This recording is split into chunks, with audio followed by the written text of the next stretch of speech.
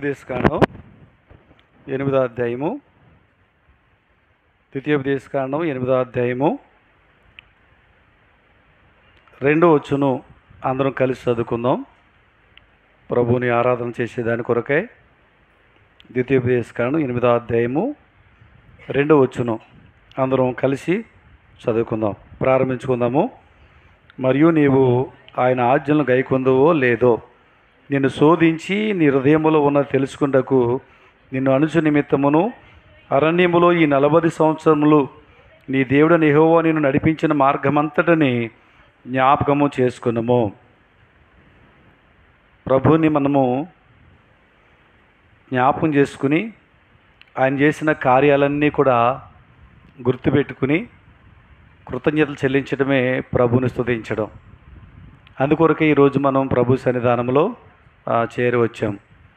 Bible గ్రంథంలో మనం చూస్తాము, పౌలు అనే భక్తుడు తెస్సలోనిక పత్రిక రాస్తూ 5వ అధ్యాయంలో 16 నుంచి 18 వచనాలు చూస్తుంటే ప్రతి విషయమందును కృతజ్ఞతాస్తుతులు చెల్లించాలి. ప్రతి విషయము.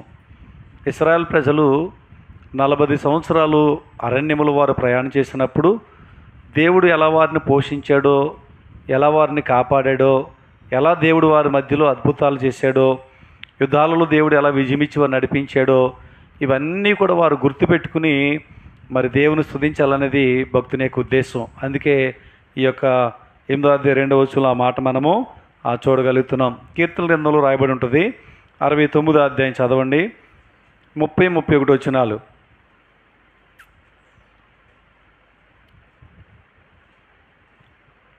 69-30 కీర్తనలతోనూ కృతజ్ఞతాస్తుతులతో నేను ఆయన ఘనపరిచేదను. ఎద్దు కంటేను కొమ్ములుండెక్కలు గల కోడి కంటేను అది యెహోవాకు ప్రీతికరము. చాలు.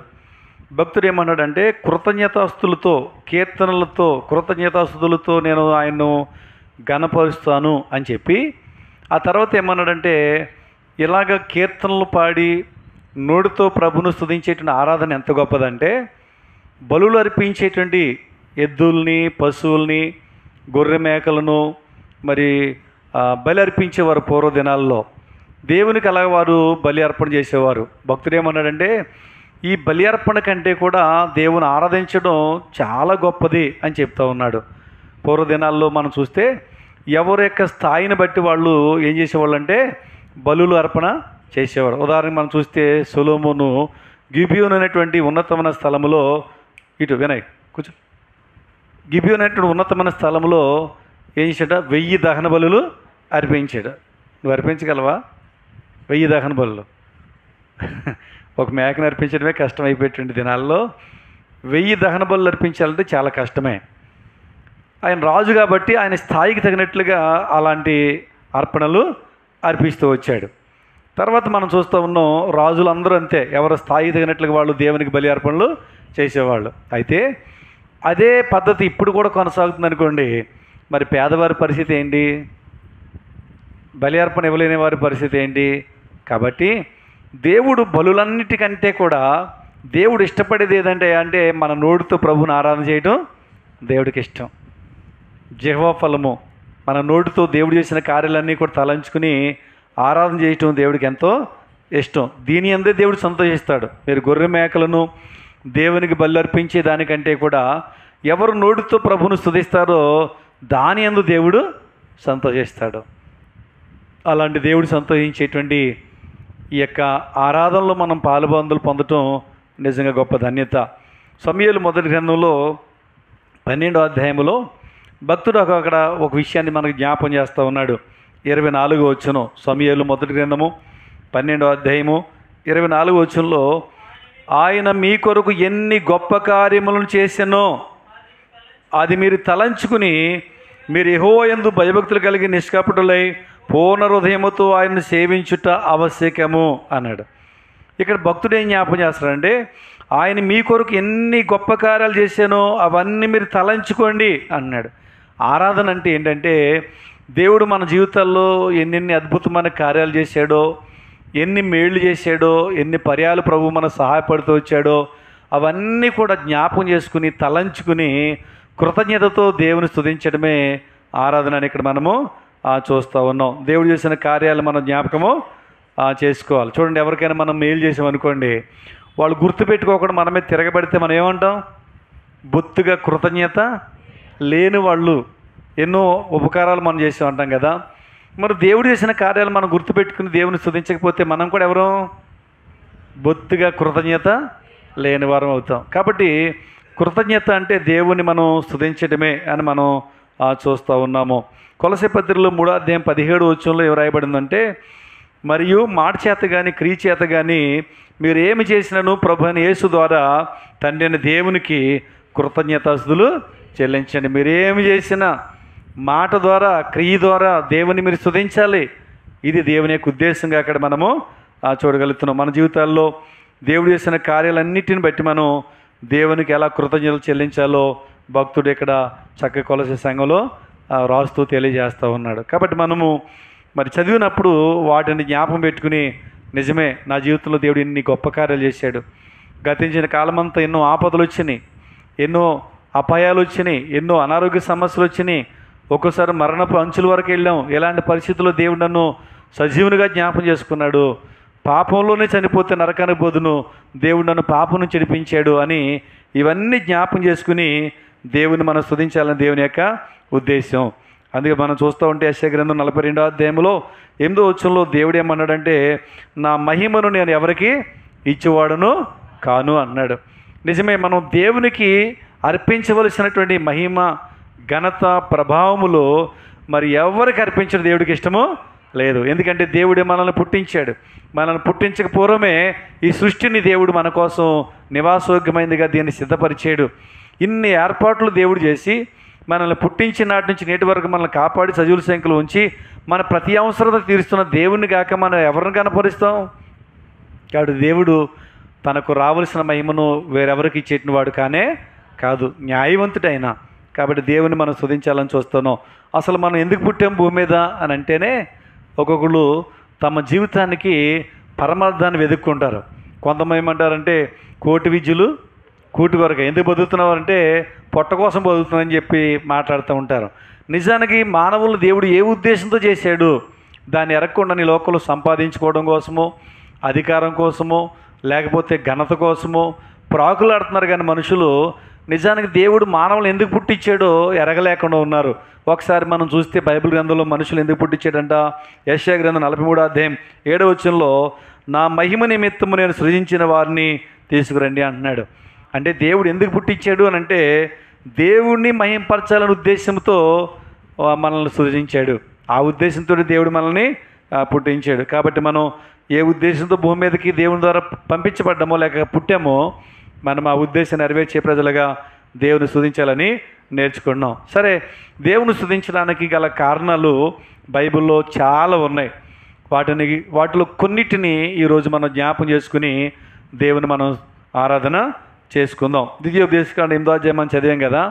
దానికి ముందు 7వ అధ్యాయం ఉంది. 7వ అధ్యాయంలో మనం చూస్తే 6-7 వచనాల్లో రాయబడిన మాటలు మనం చదవగలిగితే, నీవు నీ దేవుడైన యెహోవాకు ప్రతిష్ఠిత జనము, నీ దేవుడైన యెహోవా భూమి మీద ఉన్న సమస్త జనముల కంటే నేను ఎక్కువగా ఎంచి నిన్ను తనకు స్వకీయ జనముగా ఏర్పరచుకొనెను. ఎందుకు దేవుని కనపరచాలి? ఎందుకు గత కాలమంతా దేవుడు చేసిన కార్యాలన్నీ కూడా తలంచుకుని దేవుని కృతజ్ఞతలు చెల్లించాలి అని అంటే, ఇక్కడ భక్తుడు మనకు జ్ఞాపం చేస్తూ ఉన్నాడు. ఏంటంట? దేవుడు మనల్ని ఏర్పరచుకున్నాడు. ఏం చేశాడు చెప్పండి? దేవుడు మనల్ని ఏర్పరచుకున్నాడు. ఎందుకని ఏర్పరచుకున్నాడు? భూలోకంలో ఉన్న వాళ్ళందరికంటే గొప్పవారమనా? భూలోకంలో ఉన్న వారందరికంటే ధనవంతులనా? భూలోకంలో ఉన్న వారందరికంటే జ్ఞానవంతులనా? కాదు. దేవుడు ఏర్పరచుకోవడానికి గొప్ప ఉద్దేశం ఉంది. ఆ ఉద్దేశం దేవుడు ఏర్పరచుకున్నాడు. నిజానికి మన స్థితి ఎలాంటిదంటే, ఒకసారి ఇశ్రాయేల్ పరిస్థితిని మనం చూడాలి. ఎందుకంటే భూలోకంలో చాలామంది జనాంగం ఉన్నారు. ప్రపంచవ్యాప్తంగా అనేక కోట్ల మంది ప్రజలు ఉన్నారు. కానీ దేవుడు కొద్ది జనమైన ఇశ్రాయేల్ జనాంగం మాత్రమే ఏర్పాటు చేసుకున్నాడు. అక్కడ ఇశ్రాయేల్ యొక్క గొప్పతనం ఏదైనా ఉందా అని ఆలోచన చేస్తే చూడండి, ఒకసారి 7వ వచనం చదవండి. ఇప్పుడు 7వ అధ్యాయం 7వ వచనంలో, మీరు సర్వజనముల కంటే విస్తార జనమని యెహోవా మిమ్మల్ని ప్రేమించి మిమ్మల్ని ఏర్పరచుకోలేదు. తేల్చేశాడు ఇక్కడ. అందరికన్నా ఎక్కువని దేవుడు వారిని ప్రేమించి ఏర్పాటు చేసుకోలేదంట. తక్కువ జనమే. ఇంకంటాడు, సమస్త జనముల కంటే మీరు లెక్కకు తక్కువే కదా అన్నాడు. లెక్కలో తక్కువే. అలాంటి కొద్ది మందిని దేవుడు ఏర్పాటు చేసుకున్నాడు. అంటే ఇప్పుడు ఏర్పాటు చేయబడిన ప్రజలు గొప్పవాళ్ళ, ఏర్పాటు చేసుకున్న దేవుడు గొప్పవాడా? ఏర్పాటు చేసిన దేవుడే గొప్పవాడుగా మనం చూస్తూ ఉన్నాం. ఇశ్రాయేలును మాత్రమే కాదు, అన్యులమైన మనల్ని, లోక సంబంధులుగా పాపంలో జీవిస్తున్న మనల్ని కూడా దేవుడు ప్రేమించి మనల్ని కూడా దేవుడు ఏర్పాటు చేసుకున్నాడు. అందుకే పేతురు రాసిన మొదటి పత్రిక 2వ అధ్యాయం 9వ వచనంలో, అయితే మీరు చీకట్లో నుండి ఆశ్చర్యకరమైన తన వెలుగులోనికి మిమ్మల్ని పిలిచిన వాని గుణాతిశయములను ప్రచురం చేయ నిమిత్తము ఏర్పరచబడిన వంశమును, రాజులైన యాజక సమూహములను, పరిశుద్ధ జనమును, దేవుని సొత్తైన ప్రజలనై ఉన్నారు అని చెప్తున్నాడు. అంటే ఏం రాస్తా ఉన్నాడు ఇక్కడంటే, దేవుడు ఏర్పరచుకున్నాడు. ఎందుకంటే ఆశ్చర్యకరంగా దేవుడు మనల్ని చీకటిలోంచి వెలుగులోనికి తెచ్చాడు. ఎవరు మనం? చీకటి సంబంధులుగా అజ్ఞాన దశలో అంధకారంలో తడువులాడుతూ నిత్య నరకానికి పోవాల్సిన మనల్ని దేవుడు తన వెలుగులోనికి మనల్ని నడిపించడం కోసం దేవుడు మనల్ని ఏర్పరచుకున్నట్లుగా చూస్తూ ఉన్నాం. కాబట్టి దేవుడు మనల్ని ఏర్పరచుకున్న కారణం చేత దేవుడు మనం ఎంతగానో స్తుతించాలని మనం నేర్చుకుంటూ ఉన్నాం. కొరింథీ పత్రికలో మన స్థితిని జ్ఞాపం చేస్తూ ఉన్నాడు. దేవుడు ఏర్పరచుకున్నాడు కదా. కొరింథీ రాసిన మొదటి పత్రిక 1వ అధ్యాయము 26వ వచనం నుంచి 29వ వచనం వరకు మనం చూస్తూ ఉంటే, దేవుడు మనల్ని ఏర్పరచుకున్నాడు కదా. దేవుడు మనల్ని ఏర్పరచుకునేటప్పటికి మనం ఎలాంటి వారమంట చెప్పాలి? వెర్రివారము. ఎవరు చెప్పండి? వెర్రివారము, బలహీనులం, నీచులు, తృణీకరించబడిన వారు అని చెప్తున్నాడు అక్కడ. ఆ వచనాన్ని ఇక్కడ చదివితే అక్కడ మనకు అర్థమవుతుంది. అర్థం, జ్ఞానవంతులం కాదు. ఎవరమంట మనం? వేరేవారు. అలాంటి వారిని దేవుడు ఏర్పరచుకున్నాడు. తృణీకరించబడిన అందరి ద్వారా తృణీకరించబడిన వారమే. అలాంటి స్థితిలో ఉన్న మనల్ని దేవుడు మనల్ని ఏర్పరచుకున్నాడు. అందుకొరకు దేవుడు మనం ఎంతగానో స్తుతించాలి. ఎందుకు? ఎప్పుడు ఏర్పరచుకున్నాడు?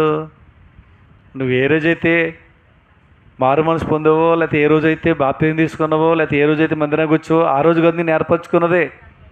ఎప్పుడు ఏర్పరచుకున్నాడు? ఎఫెసీ పత్రికలో అంటాడు కదా, మనం చూస్తూ ఉంటాం. మొదటి 6వ వచనం చూస్తే, జగత్తు పునాది వేయబడక మునిపే ప్రేమ చేత క్రీస్తులో మనల్ని ఏర్పరచుకున్నాడు. అంటే ఈ భూమికి పునాదులు వేయకముందే దేవుడు మనల్ని వేసాడంట, ఏర్పరచుకున్నాడు. అంటే ఏ కాలంలో మనం పుడతామో దేవుడు ముందే తెలుసు. అందుకని దేవుడు ఏర్పరచుకున్నాడు కాబట్టి ఆ సమయం వచ్చినప్పుడు తప్పకుండా మనం ఎక్కడికి వచ్చాం? లోకంలో ఇడిదిరిన ప్రభు సన్నిధికి మనము రాగలిగాం. ఈ దేవుని యొక్క ఏర్పాటును మనం చూస్తున్నాం. కీర్తనలు 47వ అధ్యాయంలో 4వ వచనం మనం చూస్తూ ఉంటే, తాను ప్రేమించిన యాకోబునకు మహా అతిశయాస్పదముగా మన స్వాస్థ్యమును ఆయన మన కొరకు ఏర్పాటు చేసి ఉన్నాడు అన్నాడు. ఇక్కడ యాకోబు అనే భక్తుడికి దేవుడు ఒక స్వాస్థ్యమును ఏర్పాటు చేశాడు అని చెప్తా ఉన్నాడు. ఏం ఏర్పాటు చేశాడంట చెప్పాలి? ఒక స్వాస్థ్యమును ఏర్పాటు చేశాడు. నిజమే, అబ్రహాముకు దేవుడు వాగ్దానం చేశాడు. ఏమని? తన సంతానానికి దేవుడు కనాను దేశాన్ని స్వాస్థ్యంగా వేస్తానని. అదే వాగ్దానం ఇస్సాకుకి. ఇప్పుడు ఇస్సాకు కుమారుడైన యాకోబుకి అదే వాగ్దానము చేసి, ఇప్పుడు యాకోబు పేరు మీద, యాకోబు పేరు ఇశ్రాయేలుగా మార్చి, యాకోబు 12 మంది కుమారులను 12 గోత్రకర్తలుగా దేవుడు సిద్ధపరిచి వారిని కనాను దేశాన్ని నడిపించి దానికి ఇజ్రాయెల్ దేశం అని పిలుస్తూ ఉన్నాం ఈ రోజున. అంటే ఒక వ్యక్తికి ఒక భూభాగాన్ని దేవుడు ఇస్తాను, స్వాస్థ్యంగా ఇస్తానన్నాడు. ఇప్పుడు అది వారి సొత్తు, అది వారికి స్వాస్థ్యంగా ఇచ్చాడు. అందుకొరకు దేవుడు వారిని ఆ దినాన్ని ఏర్పాటు చేసి వారిని నడిపించాడంట. అలాగే దేవుడు అన్యులమైన మనల్ని కూడా ఒకటి స్వాస్థ్యంగా ఇస్తానని మనల్ని నడిపించాడు. ఏంటి మనకు స్వాస్థ్యంగా ఇచ్చేది అని అంటే, ప్రపంచవ్యాప్తంగా చెదిరి ఉన్నాం. ఆయా దేశాలు అనేక మంది ప్రభువుని నమ్ముకున్న బిడ్డలు ఉన్నారు. మన దేశంలో, మన ఆయా రాష్ట్రాల్లో, ఆయా జిల్లాల్లో, ఆయా మండలాల్లో, ఆయా పట్టణాల్లో, ఆయా పల్లెల్లో, ఆయా ప్రాంతాలు అనేక మంది యేసు ప్రభువు నమ్ముకుని ఉన్నారు. వీరందరికీ దేవుడు స్వాస్థ్యంగా ఇచ్చేది ఏంటి అంటే ఒక దేశం కాదండి.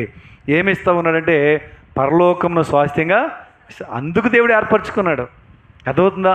దేవుడు ఎందుకు ఏర్పరచుకున్నాడు అంటే పరలోక రాజ్యమునే దేవుడు మనకు స్వాస్థ్యంగా ఇవ్వడానికి దేవుడు మనల్ని ఏర్పరచుకున్నాడు.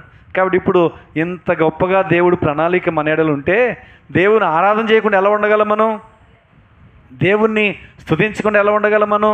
కాబట్టి దేవుడు మనల్ని ఏర్పరచుకున్నందుకు దేవుని మనం ఎంతగానో ఆస్తుతించాలి. ఈ ఏర్పాటు చేసుకోవడంలో మనకు ఏదైనా యోగ్యత ఉందా ఏమండి, ఏదైనా అర్హత ఉందా అంటే యాకోబే అంటాడు ఆదికాండం 32:10 ఏమంటాడంటే, ఇదిగో ఎప్పటికే నీ దాసునైన నాకు నువ్వు చేసినటువంటి సమస్త ఉపకారాలకు నేను అపాత్రుని అన్నాడు. చెప్పండి, ఎవరన్నాడు? అపాత్రుని అన్నాడు. అంటే అర్థం అసలు నాకు యోగ్యత లేదు, అలాంటి నన్ను నా పేరు మీద ఒక దేశాన్ని స్వాస్థ్యం ఇచ్చే ప్రభువా అన్నట్టు భక్తుడు యాకోబు స్తుతిస్తూ ఉన్నాడు. అంటే యాకోబు వెళ్ళి ఆ దేశంలో నివసించలేదు, కానీ యాకోబు యొక్క సంతానం ఐగుప్తు నుంచి తర్వాత వెళ్ళి వారు నివసించారు, మనం చూస్తూ ఉన్నాం. దేవుడు ఏదైతే వాగ్దానం ఇచ్చాడో వాగ్దానాన్ని వారి జీవితాల్లో దేవుడు నెరవేరుస్తూ వచ్చినట్లుగా మనము చూడగలుగుతున్నాం. యాకోబు వృద్ధాప్యంలో కనానులో ఉన్నటువంటి యాకోబు ఇదిగో నా పితరులకు స్వాస్థ్యం ఇచ్చిన దేశంలో ఉండాలనుకున్నాడు, కానీ దేవుడు యొక్క ఉద్దేశాన్ని బట్టి ఐగుప్తుకి యోసేపుని బట్టి నడిపించాడు. తర్వాత తరములో మరి వారిని 430 సంవత్సరాల తర్వాత 20 సంవత్సరాల లోపు ఉన్నటువంటి యవన పిల్లలందరూ కాకుండా 6 లక్షల కాలబలముగా దేవుడు వారిని ఐగుప్తులోనే విస్తరింపజేసి వారికి ఒక దేశాన్ని స్వాస్థ్యం ఇవ్వడానికి దేవుడు పంపించాడు. ఇవన్నీ ఎరిగినటువంటి భక్తులు అంటాడు, అయ్యా నేను అపాత్రునయ్యా, ఏ యోగ్యత నాకు లేదు, కానీ నన్ను ఇంతగా ప్రేమించావు అన్నాడు. దేవుడు మనల్ని ప్రేమించి నిత్య జీవాన్ని ఇవ్వడానికి ఆయన ఇష్టపడుతూ ఉన్నాడు. మనల్ని ప్రేమించి మన కుటుంబాన్ని రక్షించి మన బిడ్డలను రక్షించి స్వాస్థ్యంగా నిత్య జీవాన్ని పరలోకాన్ని ఇవ్వడానికి ఆయన ఇష్టపడుతూ ఉన్నాడు. ఇందులో మనకు ఎటువంటి యోగ్యత లేదు. దాన్ని ఏమంటారంటే దేవుని యొక్క కృప అంటారు. ఏమంటారు చెప్పండి? దేవుని యొక్క కృప అంటారు. మన యోహాను సువార్తలో మనం చదివితే మొదటి అధ్యాయంలో 6వ వచనంలో లేక 16వ వచనంలో చూస్తూ ఉంటే అక్కడ ఒక మాట రాయబడుతుంది. ఏముంటుందంటే యేసు ప్రభుని గురించి అక్కడ చెప్తూ ఉంటాడు.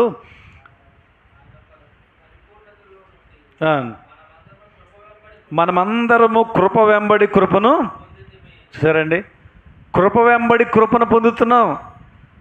ఏర్పరచబడ్డానికి అయోగ్యులమే దేవుడు ఏర్పరచుకున్నాడు. ఏర్పాటు చేసుకోవడానికి ఏది అర్హత మనకంటే అర్హత లేదు. రెండోది మనం చూస్తున్నాం, కృప ఇచ్చాడు. ఏమిచ్చాడు చెప్పండి? కృప ఇచ్చాడు. ప్రభువా నన్ను ఏర్పాటు చేసుకున్నావు, ప్రభువా నీ కృపను కృప వెంబడి కృపగా నాకు నీవు అనుగ్రహిస్తూ ఉన్నావు అని చెప్పి దేవుని మనం స్తుతించాలని మనం చూస్తూ ఉన్నాం. కీర్తనలు 86వ అధ్యాయంలో 5వ వచనంలో భక్తుడు అంటాడు, దేవుని గురించి పరిచయం చేస్తూ దేవుడు కృపగలవాడు అన్నాడు. దేవుడు ఎవరు చెప్పండి? దేవుడు కృపగలవాడు, అందుకే ప్రేమించాడు. దేవుడు కృపగలవాడు, అందుకే తన కుమారుడు యేసుక్రీస్తుని లోకంలో పంపించి మన కొరకు బలిగా అర్పించాడు. దేవుడు కృపగలవాడు, అందుకే మనల్ని ఓర్చుకున్నాడు. దేవుడు కృపగలవాడు, మనకి ఏ అర్హత లేకపోయినా నిత్య జీవాన్ని ఇస్తానని వాగ్దానము చేశాడు. ఆయన కృప చూపించేటువంటి దేవుడు. ఒకవేళ కృప చూపించుకోకుండా నీతిని బట్టి న్యాయంగా దేవుడు ఈ లోకాన్ని తీర్పు తీరిస్తే మనందరూ ఏమైపోతుంది చెప్పండి? పాపంలో పుట్టాం, పాపంలో జీవిస్తూ ఉన్నాం, పాపంలో మరణిస్తే పాపంలో జీతము మరణము. కాబట్టి ఇప్పుడు ఎక్కడికి వెళ్ళిపోవాలి? నరకానికి వెళ్ళిపోవాలి. అయితే బైబిల్ గ్రంథంలో భక్తుడు ఏం రాస్తూ ఉన్నాడంటే కీర్తనల గ్రంథం 62వ అధ్యాయం 12వ వచనంలో, ప్రభువా మనుషులందరికీ వారి వారి క్రియలు చొప్పున నీవే ప్రతిఫలం ఇచ్చున్నావు, కాగా కృప చూపుటయు నీది. మనుషులందరికీ వారి వారి క్రియలు చొప్పున ప్రతిఫలం ఇచ్చే దేవుడు నీవే. అదే సమయంలో ఎవరి ఎడల కృప చూపించాలో, ఎవరి ఎడల నీ ప్రేమను చూపించాలో చూపించి వారిని రక్షించి నిత్య జీవం ఇవ్వడం కూడా అది నీ చిత్తమే. ఆ కృపలో మనం ఉన్నామండి. క్రియలు చొప్పున ప్రతిఫలం ఇస్తే పాటికి ఏమైపోదాం? నశించిపోదాం. కాబట్టి దేవుడు మన ఎడల కృప చూపిస్తూ ఉన్నాడు. బైబిల్లో మనం మొట్టమొదటిగా చూస్తే దేవుడు కృపగలవాడు అని మనం బాగా గ్రహించడానికి కొన్ని మాటలు మనం చూడొచ్చు. ఆదాము అవ్వల యొక్క చరిత్ర తెలుసు కదా, మీరు బైబిల్ కానీ తీయపోయిన తెలిసి ఉన్నారు కదా. ఆదికాండంలోకి వెళ్ళొద్దు కానీ వినండి, చాలాసార్లు మనం చదువుకున్నదే కదా, వినండి ఒకసారి పైకి చూసి. ఆదాముకు అవ్వకు దేవుడు ఏం ఆజ్ఞాపించాడు? ఆదాముతో చెప్పాడు కదా, మంచి చెడులు తెలియని వృక్షఫలాన్ని తినదు, కానీ జీవవృక్షఫలాన్ని తినొచ్చు అన్నాడు. అనలేదా? తన భార్య కూడా తను చెప్పాడు. ఇప్పుడు ఏం చేశారు? తినొద్దు అన్నటువంటి పండుని తిన్నారు. తినొచ్చు, తింటే మేలు పొందుతారనుకున్న ఈ యొక్క జీవవృక్ష ఫలాన్ని తినలేదు కదండి. ఇప్పుడు ఈ జీవవృక్ష ఫలాన్ని తినలేదు. అదే టైంలో దేవుడు ఏమనుకున్నాడు? పాపంలో ఉన్న ఆదాము చేయి చాపి జీవవృక్ష ఫలాన్ని కూడా తినేస్తాడేమో, తినేసి అలాగే నిత్యమో బ్రతికుంటాడేమో అని చెప్పి దేవుడు ఏం చేశాడంటే వారిని బయటికి గెంటేసి కాపలా పెట్టాడు, దూతల్ని అగ్నిజ్వాలలో కాపలా పెట్టాడు. సరే, ఈ యొక్క విషయంలో మనం గ్రహించవలసింది ఏంటంటే, దేవుడు వారిని కఠినంగా శిక్షించాలని కోపంతో ఉద్రేకంతో వారిని బయట పంపేశాడు కదా. పంపేసినప్పుడు నిత్యజీవం యొక్క పండు లేక జీవవృక్ష ఫలం తినేస్తానాడు, తినేవనన్నాడా? తినడానికి వీలు లేదన్న. అంటే అర్థం ఏంటి? నిత్యజీవ మార్గాన్ని మూసేశాడు లేదా? మూసేశాడు. కానీ మూసేసిన దేవుడే మరలా నిత్యజీవానికి వెళ్ళేటువంటి ద్వారాన్ని తెరిచాడు. ఎవరు ఆ నిత్యజీవానికి వెళ్ళే మార్గం? ప్రభు అనేటువంటి యేసుక్రీస్తు. ఇది ఎలా సాధ్యమైంది? ఇవ్వనన్నాడుగా దేవుడు, మళ్ళీ ఎలా ఇచ్చాడు అంటే ఇదే కృప. జాలి చూపించాడు, ప్రేమ చూపించాడు. సరే, పశ్చాత్తాపడి పాపాలు ఒప్పుకుని యేసుప్రభుని విశ్వాసం ఉంచితే నిత్యజీవం ఇవ్వాలని చెప్పి సమస్త మానవుల దేవుడు అలాంటి ప్రణాళికలో ఆయన కృపను చూపిస్తూ వచ్చాడు. అందుకే యోహాను సువార్తలో 11వ అధ్యాయంలో 25వ వచనం చూడండి. జీవవృక్ష ఫలాన్ని మూసేసిన దేవుడు కృప ఏం చేసిందంటే రెండో ద్వారాన్ని తెరిచింది. అర్థమవుతుందండి? ఒక ద్వారం మూసేసాడు, రెండో ద్వారం తెరవలసిన అవసరం లేదు. కానీ తెరిచాడంటే అర్థం కృపగలవాడు ఆయనలో ఉన్న కృప ఏం చేసిందంటే ప్రేమించి ఆ ద్వారాన్ని తెరిచేలాగా చేసింది. చదవండి 25వ వచనం. అందుకు యేసు, పునరుత్థానమును జీవమును నేనే. చూసారా? పునరుత్థానమును జీవమును నేనే, నా యందు విశ్వాసం ఉంచిన వాడు చనిపోయినను బ్రతుకను. చాలండి. యేసుప్రభు నా ముందు యేసుప్రభు భూమి మీదకి వచ్చేంత వరకు ఉన్నటువంటి పాత నిబంధన భక్తులందరూ కూడా దేవుడు పంపిస్తానన్నటువంటి మెస్సియా వైపు విశ్వాసంతో వారు చూసి చనిపోయారు. ఆ విశ్వాసాన్ని బట్టి వారు నిత్యజీవానికి వారసులు అయ్యారు. అర్థమవుతుందండి? తర్వాత క్రీస్తు తర్వాత పుట్టిన వారు కూడా యేసుప్రభు నందు విశ్వాసం ఉంచి చనిపోతూ ఉన్నారు. వారు కూడా నేరుగా ఆ యొక్క పరదేశకు వెళ్ళగలుగుతూ ఉన్నారు. సరే, ఇప్పుడు యేసుప్రభునందు విశ్వాసం ఉంచితే చాలు నిత్యజీవానికి వెళ్ళేలాగా ద్వారం తెరిచాడే. అది ఏ కారణం చేతంటే దేవుల్లో ఉన్నటువంటి కృప వల్ల. కాబట్టి దేవుడు ఎవరు చెప్పండి? కృపగలవాడు. ఎవరు చెప్పండి? కృపగలవాడు. ఇక్కడ ఆదాముతో అన్నాడు, ఆ పండు తిని దినమున నిశ్చయముగా చస్తావు అన్నాడు. చచ్చిపోయాడండి? చావలేదు. చాలా సంవత్సరాలు బ్రతికాడు, 100 సంవత్సరాలు బ్రతికాడు. కానీ ఎందుకు చచ్చిపోలేదు అని అంటే, దేవుడు తన కృప చూపించి అతనిలో కూడా పరివర్తన రావాలి, మెస్సియా వస్తున్న విశ్వాసాన్ని ఆయన కూడా కలిగి ఉండాలి అని దేవుడు ఉద్దేశం. కాబట్టి కృప చొప్పున ఏం చేశాడంటే ఆ తీర్పును ముందుకు తీసుకెళ్ళాడు. నిజమే, మన ఆయుష్కాలాన్ని కూడా దేవుడు పొడిగిస్తూ ఉన్నాడు. అనేక మంది తప్పడడుగులు వేస్తూ ఉన్నారు, అనేక మంది తప్పిపోతూ ఉన్నారు, అనేక మంది దేవుడు దూరం అయిపోతున్నారు. అయినా దేవుడు సహించుకుని ఓర్చుకుని ఎందుకు ఇంకా జీవంతో ఉంచాడు తెలుసా? ఆయన తీర్పుని ఇంకా ముందుకు జరిపించి నీ ఆయుష్కాలను పొడిగించి ఎన్నో అవకాశాలు దేవుడు ఎందుకు ఇస్తాడో తెలుసా? దేవుని కృపని యందు ఉంది. అందుకరికి దేవుడు ఆయన కృపను మన ఎడల చూపిస్తూ వస్తూ ఉన్నాడు. ఆయన కృపను బట్టి దేవుని ఎంతగానో మనము స్తుతించాలని నేర్చుకుంటా ఉన్నాం. చూడండి, వాళ్ళే ఏం చేశారంటే తినొద్దన్న పండు తిన్న తర్వాత, ఆ యొక్క ఫలవృక్షాన్ని తిన్న తర్వాత వారు దిగంబరులు అని వారు తెలుసుకుని అంజూరపాకులు కట్టుకుని వారు చెట్లు చాటును దాక్కున్నారు కదా. దేవుడు చల్లపోటు వచ్చే సమయానికి ఆకులు ఎన్ని రోజులు ఉంటాయి? ఆకుల్ని వస్త్రాలుగా కుట్టుకుంటే ఎన్ని రోజులు ఉంటాయి? ఎండిపోతాయి, తర్వాత రాలిపోతాయి. దేవుడు ఏం చేశారంటే, అయ్యో వీళ్ళు ఈ విధంగా ఆలోచన చేశారు అని చెప్పి కోప్పడినా కానీ చర్మం చొక్కాయలు చేయించి వారికి ఇచ్చాడు. ఏ ఉద్దేశంతో ఇచ్చాడు? వాళ్ళు గొప్పోడైనా? దేవుడు కృపది. దేవుడు కృపను బట్టి వారికి ఆ వస్త్రాలు ఇచ్చాడు. అలాగే ఈ లోకంలో మనకు కూడా దేవుడు రక్షణ అనే వస్త్రాలు ఇచ్చాడు. ఈ రక్షణ అనే వస్త్రాల ద్వారా నిత్య జీవాన్ని మనము వెళ్ళగలుగుతాం.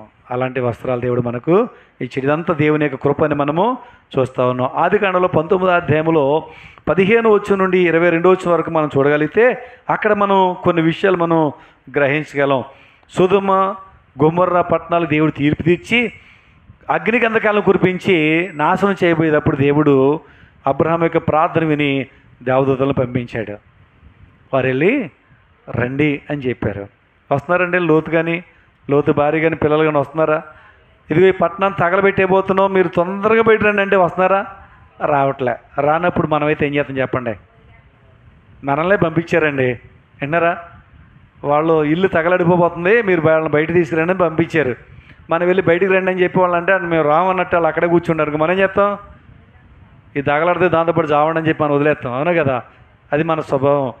కానీ దేవుడి స్వభావం అలాంటిది కాదు. వాళ్ళు రాకపోయినా ఏమండి, వాళ్ళు రాకపోయినా వాళ్ళు తడువు చేస్తున్నారంట. తడువు చేయడం చూసి దేవదూతలు ఏం చేశారండి? వాళ్ళు చేతులు పట్టి బయటికి తీసుకొచ్చారు. ఎంత అవసరం ఏంటి దేవుడికి? కృప. అయ్యో నా పిల్లలు నశించిపోతున్నారే అని కృప చూపించి వారిని బయట తీసుకొచ్చాడు. తీసుకొచ్చిన తర్వాత ఒక స్థలాన్ని చూపించి మీరు త్వరగా అక్కడికి వెళ్ళిపోండి, మేము దీన్ని తగలబెట్టబోతున్నాం అంటే అప్పుడు లోతు అంటాడు, ఏమన్నాడు తెలుసా? మేము అంత దూరం వెళ్ళలేం, దగ్గరలో ఒక ఊరు ఉంది, ఆ ఊరు వెళ్తాం, పర్మిషన్ ఇవ్వమంటే మేము చెప్పిన మాట నువ్వు వింటావా, నువ్వు చెప్పిన మాట మేమేనమా అనాలి కదా. అన్నాడా? అనలే. సరే అక్కడికి వెళ్ళండి. ఇదంతా కూడా దేవుని కృప. ఏంటి చెప్పనిది? దేవుని ఆ కృప. కాబట్టి దేవుడు కృప కలిగిన వాడు, కృప చొప్పునే మనల్ని ఏర్పాటు చేసుకున్నాడు.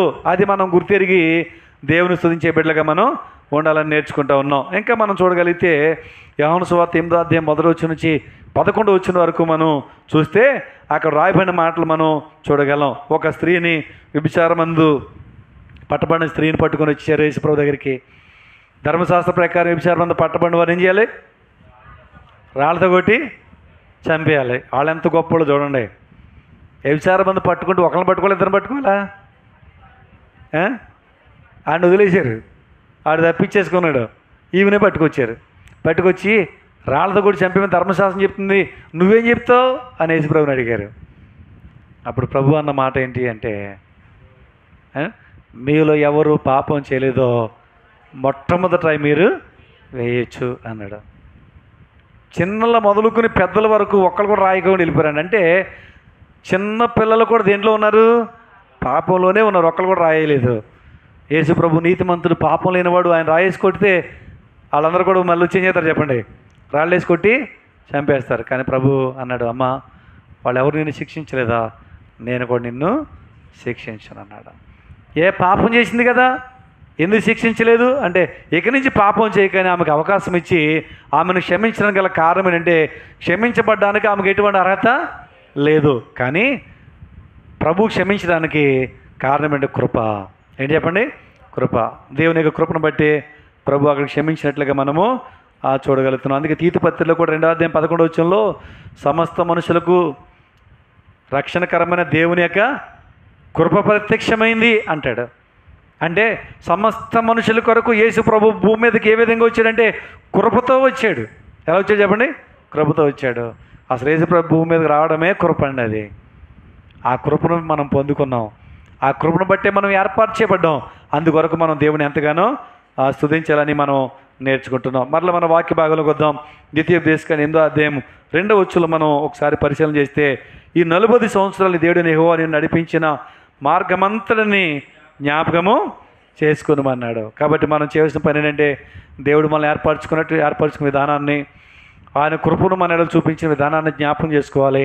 గతించిన కాలమంతలో దేవుడు ఏ విధంగా మనం నడిపించాడో అవన్నీ కూడా మనం జ్ఞాపకము చేసుకోవాలి. వాళ్ళు ప్రయాణం అంతా కూడా అరణ్య ప్రయాణం, 40 సంవత్సరాలు ప్రయాణము చేశారు. నిజానికి ఐగుప్తు దేశం నుండి కనాను దేశానికి వాళ్ళు ప్రయాణం ఎన్ని రోజులు వెళ్ళొచ్చు అంటే, భక్తుల యొక్క అంచనాన్ని బట్టి మనం చూస్తే 11 రోజులు వెళ్ళొచ్చు అంటండి. ఎన్ని రోజులండి? 11 రోజుల్లో వెళ్ళిపోవచ్చు అంట.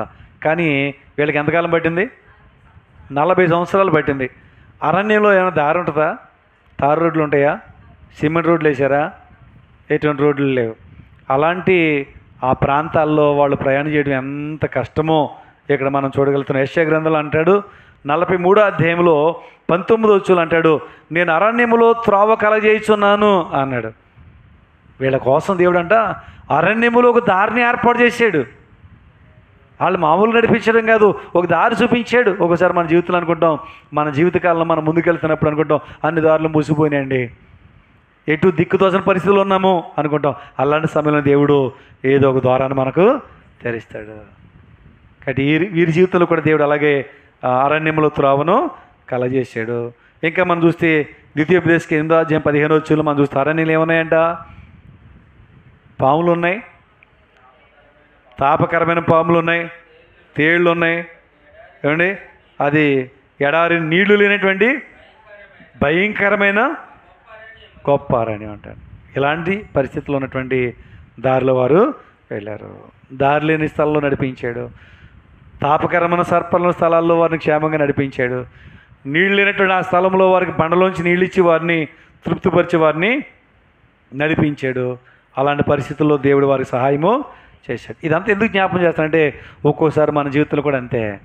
ఎన్నో కష్టాలు, ఎన్నో శ్రమలు, ఎన్నో బాధలు, ఎన్నో రోగాలు, ఎన్నో ఇబ్బందులు కూడా మనం వెళ్ళాం. దేవుడు ఎప్పటికప్పుడు మనల్ని ఆదుకున్నాడు. దేవుడు ఎప్పటికప్పుడు మన సహాయము చేశాడు. అవన్నీ కూడా మనం జ్ఞాపకం చేసుకుని ప్రభువును మనం స్తుతించవలసిన వారంగా ఉంటున్నాం. చివరి మాట చెప్పి నేను ముగిస్తాను. ద్వితీయోపదేశం 8:17-18 చదవండి. వారు నడిచారు కదా 40 సంవత్సరాలు.